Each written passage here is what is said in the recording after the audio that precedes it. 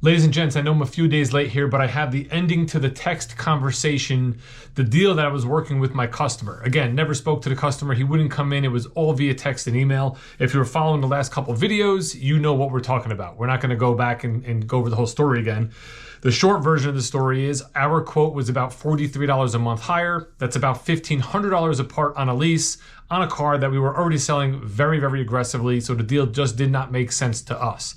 He was then going to go Saturday to investigate that other deal and find out if it was a real deal. Prior to him saying he was going to do that, he was still negotiating with me and trying to split the difference. He was trying to come up about $20 a month in payment. We held to where we were. We gave our best quote up front. Knowing that we weren't a dealership right around the corner, we were further away than 3 other stores, and that the one main way we'll bring him in was the price.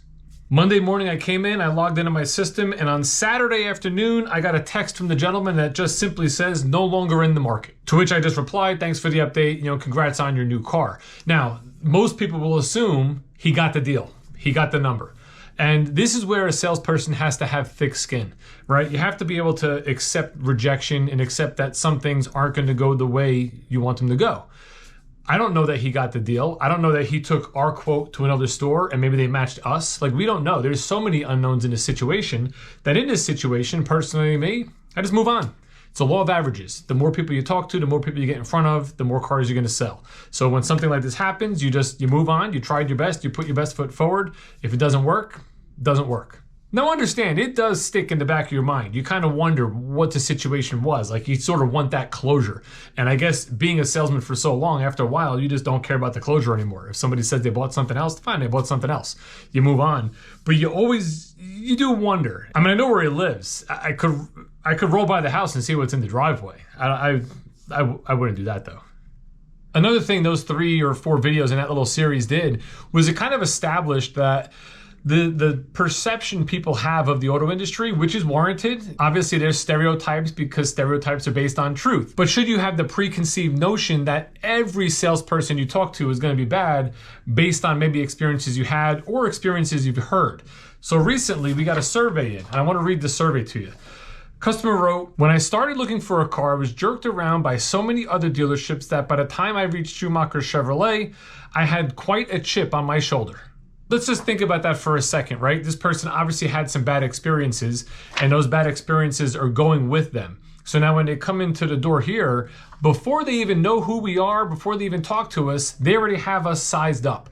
They already have us being just like the other people that they dealt with. Now, luckily, this person did stop here at Schumacher Chevrolet of Livingston, where I suggest everybody in the area comes and buys a car from. And she dealt with Dave, not me, the other Dave. And she said, Dave, our salesperson, is the antidote to the poison that plagues the car sales industry. I hate to generalize it like that, but it's a shame how many deceptive car salesmen are out there. And again, this is the truth. This is not something I'm denying that is in existence. I'm just saying it's not everybody. She then goes on to say that Dave was a joy to work with. He was courteous, straightforward, dependable, knowledgeable. He guided her through the process. He was grateful that they were there, and ultimately led to a sale. She mentions there was no sales tactics. There was no pressure. I basically got exactly what I wanted.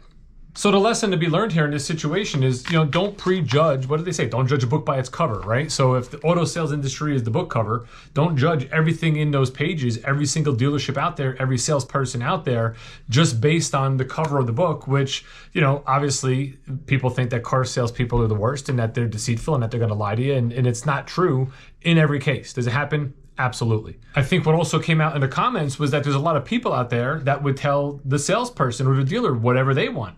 They may be willing to lie to a dealership to get what they want out of that dealership. And it's justified in that way, right? Because this dealership was going to do it to me anyway.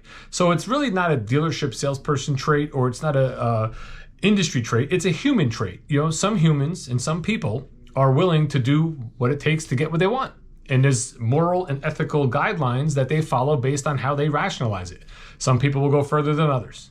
And it doesn't matter whether you're a salesperson or a customer. The door swings both ways. That being said, I personally, Dave B, who sells Chevys at Schumacher Chevrolet of Livingston, is a very honest, upfront person. I don't put a lot of pressure on my customers. I basically just educate them on the product. I give them the pricing and the payments and the things that they ask for, and ultimately they decide whether they want to buy a car or not. So if you're in the North Jersey area, you have to specifically come to the Schumacher Chevrolet of Livingston store where I work. Just ask for Dave B. If I'm not available, you got the other Dave, you got Ed, you got Drew, you got John. All 5 of us happy to help you, ready to work, and get you in your next new car. You know, I say the door swings both ways, and it truly does, right? Because I'm working a customer right now on a Silverado pickup truck. It's not even here yet. It's something that's coming in November, early next month. The gentleman's at work. He couldn't take a phone call. I left him a voicemail. So I've been going back and forth via text.